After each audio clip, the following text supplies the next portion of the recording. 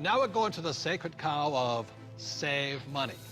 And in 1971, President Nixon took the dollar off the gold standard, basically took the world off the gold standard, and money was no longer money. So people are no longer saving money.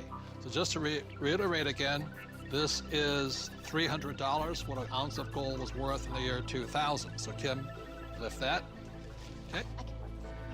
All right, and so this here is 1 ounce of gold in the year 2010, and it's now $1,100. Ugh, and this is why people are working so hard. I can do it, I can do it. Yes, I can do it. Barely.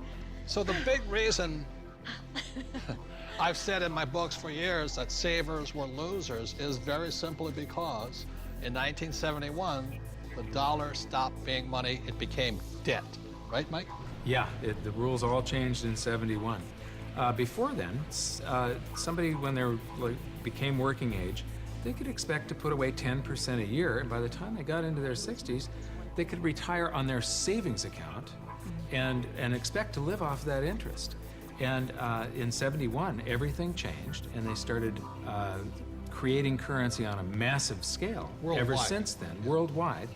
And that is what causes inflation and the loss of purchasing power. So people thinking that they can retire, you know, back in the 50s, if you got $100,000 or $50,000, you could retire on that, you know.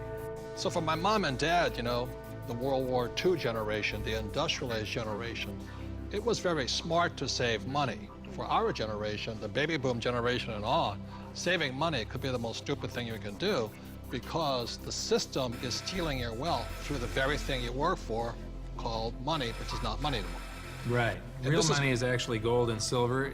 Money has to maintain its value over long periods of time. Currency doesn't have to. And this is historically, has always been, for thousands of years, this has been money. 5,000 years, this has been the predominant currency. It became money when somebody minted it into coins in Lydia in about 680 BC. And each unit had the same buying power as the next one. They became interchangeable. So let me ask you this. This printing of money out of just paper, this has been tried before, hasn't it? Many, many, many times, and there's always one result. You get far, far higher prices of everything, but especially real money. When they start creating a whole lot of currency, eventually, gold and silver lie in wait. And then when the public senses this inflation of retail prices that is caused by inflation of the quantity of currency in circulation, they rush back toward gold and silver, and they have for 5,000 years. So name some governments that have attempted to print money. The Weimar Republic. I don't know Germany. what I just did with that $100 trillion bill. Zimbabwe? He's got a Zimbabwe. The Zimbabwe, yeah. Look at this one. This is the most recent, a $100 trillion note. You know, this is the largest note ever printed, 100 trillion. And this was printed in 2000.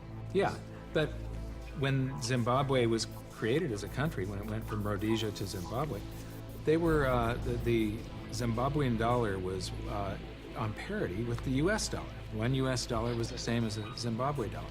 This doesn't buy anything today. It doesn't buy a cup of coffee. What, doesn't even buy a cup of coffee? No. In fact, they have ruined it by putting ink on it. You can't write you can't write a list, so it would have been more valuable at this point if it was blank. Right. See, the Greeks did the same thing when they started clipping coins. They just take the silver off of it. The Romans tried it, the English tried it, the Germans tried it, the Chinese tried it, and now the US is trying it. Yep. And so that's why saving money is probably the biggest mistake you could make right now, because today money is no longer money. It's now debt. I can vouch for that because my leg is now numb. So all currencies throughout the world are in trouble, the same way this Zimbabwe dollar is in trouble. And that's the problem with saving money. After 1971, it was no longer money. More than 70% of all the currency on the planet is US dollars. If the US dollar goes, the world goes with it. I'm preparing by getting fully diversified. I buy both gold and silver.